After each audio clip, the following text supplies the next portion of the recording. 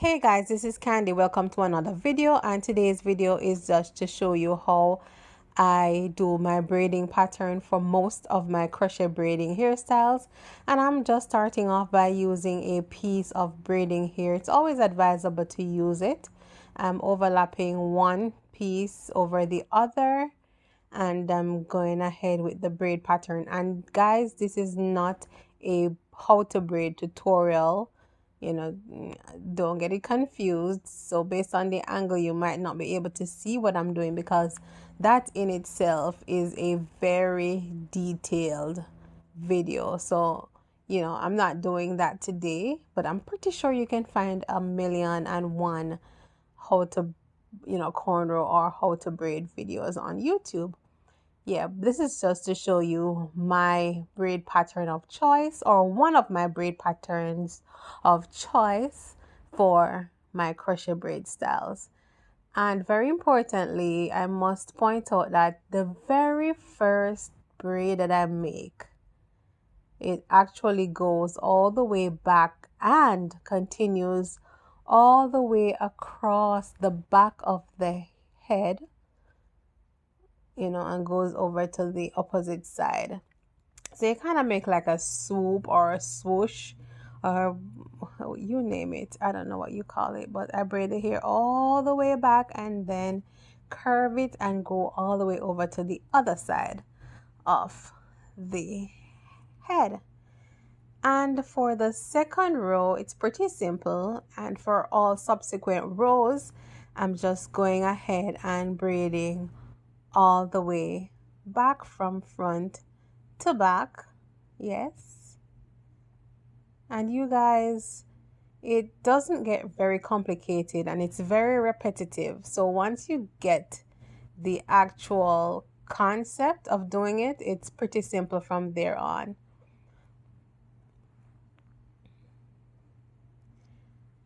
Okay, and I braided almost to the very end, but not 100% quite to the very end. Yeah, I kind of stop at a point so that I can merge the end of one braid with another braid.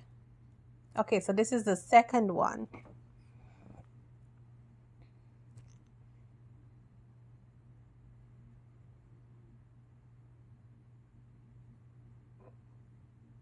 Okay, so having completed the third braid, I did not show that on camera. I completed the third braid, and for the the second braid that I made that had that piece of hair hanging, I'm going to be merging it. But you don't merge it with the one immediately beside it. You actually push it underneath the one beside it and then bring it up towards that other braid, and then you merge those braids together. I know. It sounds confusing, but just know that the end of one braid is merged with not the braid beside it, but the other one. Get it? Yeah. So each braid is actually braided into another braid, because you don't want to have pieces of hair hanging. It doesn't make for a very neat hairstyle. So what you want to do is just weave each end of your braid into another one, but not the very one beside it. You bring it underneath the one beside it and then merge it with the other one beside that other one. I'm sure you get it, guys. Yeah. And I just continue doing that very same thing all the way. However, very importantly, I always do what is called an invisible part, or a knotless part. So this is where I'm creating that parting to create the knotless part. So having made a very straight, you have to make sure that this particular part is super straight and neat. So having made that one straight line all the way from the front to the back, I go ahead and I section off like a third of the hair towards the front on each side. I'm working with two different rows at the same time, and you will see why. So I bypass the very next one and go over to the one after that, just because once I get down to that little sectioned off area, I'm not going to go all the way back, but I'm going to curve the braid and bring it over to the next one on the opposite side, just to create a somewhat of a crisscross effect, and that makes for a fuller crochet braid hairstyle, especially if you're doing, you know, those straight hair or curly hair or twists, locks, you name it. Doing this technique, it makes the hair look fuller and eliminates the possibility of having gaps. You don't want to see through the hair and, you know, be seeing either gaps or spaces or even your cornrows. Nothing should be visible underneath your crochet braids. So just to recap, instead of going all the way back or all the way down with the cornrow, I actually cross it over to the next one and braid it all the way down. Doing the same thing over here. You're gonna braid it down, then bring the hair over and continue down. And you're going to be able to see that overlapping effect.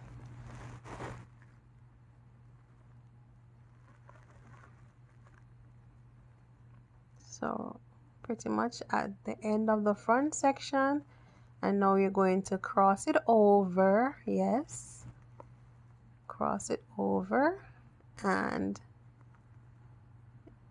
continue braiding the hair all the way down, and you can clearly see that crisscross effect. Very important, one, for a fuller look, and two, so that you have a very nice and very beautiful knotless part or invisible part.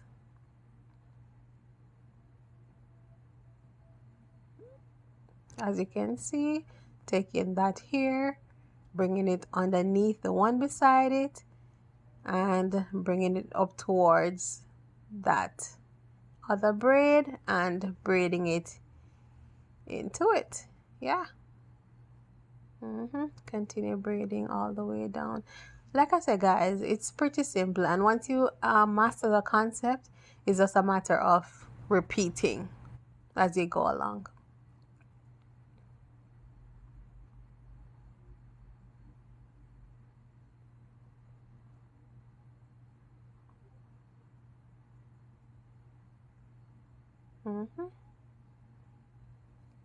Voila.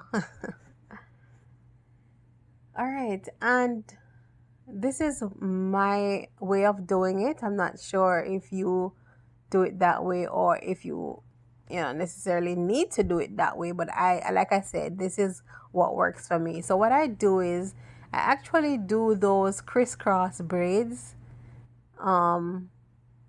with 6 rows of hair. So you actually have 3 sets of crisscrossed braids.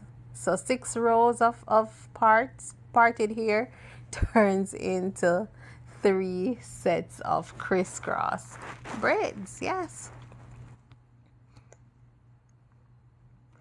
All right, so once I'm done with the 3rd set of crisscross braid, I don't go ahead and braid those hairs immediately beside that last crisscross one, but now I go all the way to the opposite side of the head and start doing my braids along the ears on that side of the hair.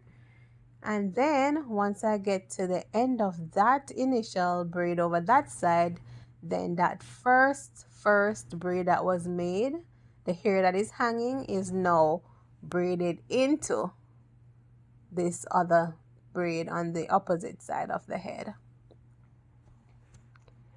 And guys, my apology if it sounds rambling. I can understand if it does sound rambling, but sometimes it's not the easiest. It's sometimes easier to show you what is being done as opposed to trying to narrate it. It's you get what I mean.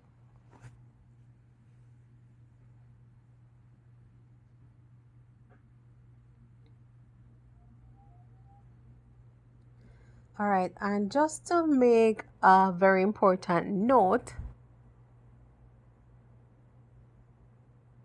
yes, you are going to continue and ensure that at the end of the braiding process, you're only left with one single piece of braid hanging.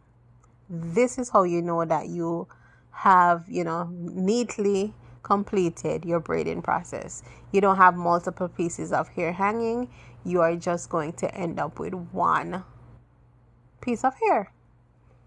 All right, so I'm gonna go ahead and continue. I'm pretty much on the finishing of the whole process.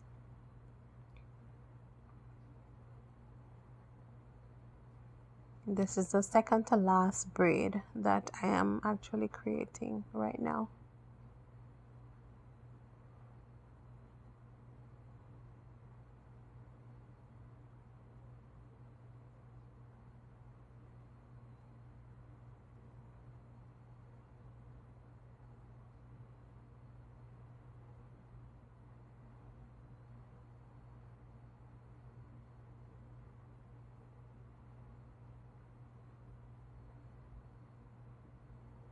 Bring it underneath, join it with that one, continue braiding all the way down.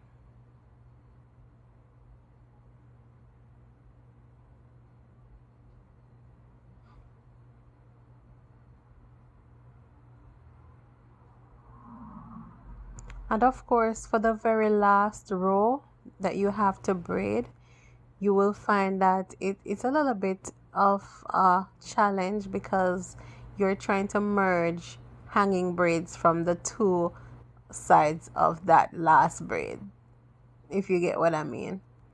So there is a hanging piece of braid from the left of it and the right of it, and you have to find a way to merge both with that one last corner or that one last braid.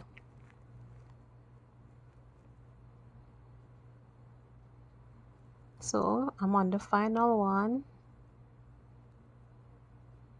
And guys, it's not really very important to do neat braids. For the most part, your cornrows or your braids will not be visible.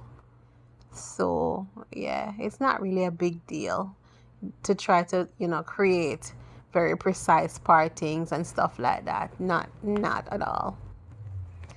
Right, so as you can see, I'm trying to merge the one on the left. Continue braiding a little bit, and I believe I'm going to now merge the one that's on the right. Bring it underneath, join it in, and then all of that loose hair that remains will be braided into one.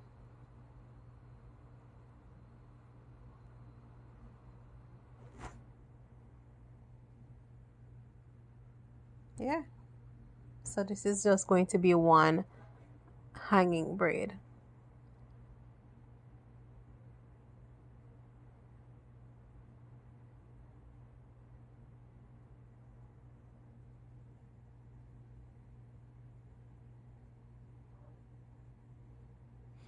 Yeah, there you have it. And you have to ensure that one piece of hanging braid finds a home. So you're not just going to leave it hanging for it to protrude out of your hairstyle. So you actually try to weave it within those braids. So I'm just using the crochet tool to actually, weave it in and out until the end is totally concealed and no longer visible.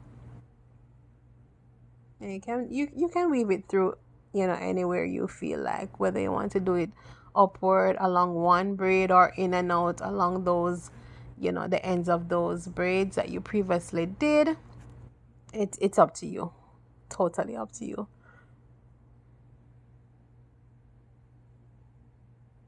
hmm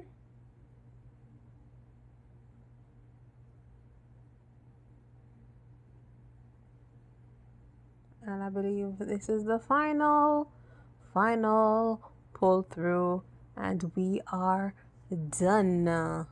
Yeah. And I deliberately made that one swooped braid along the back of, be respectful, I'm speaking. Yeah, here I'm showing you the overlapping braids. Yes, back to the argument. I deliberately made that one braid at the back, the swooped braid at the back, because I think it feels more comfortable and it looks neater if by chance you lift up the back of your braid, you don't see all of that bulk right at the base of your braid. So it's best to do it that way so that your initial row of crochet at the back, it looks neater as opposed to being crocheted onto all of those overlapping interlocking braids above it. Yes. So there you have it, you guys, one of my go-to crochet braid patterns. Thank you for watching. Remember to like, rate, subscribe, and tell a friend.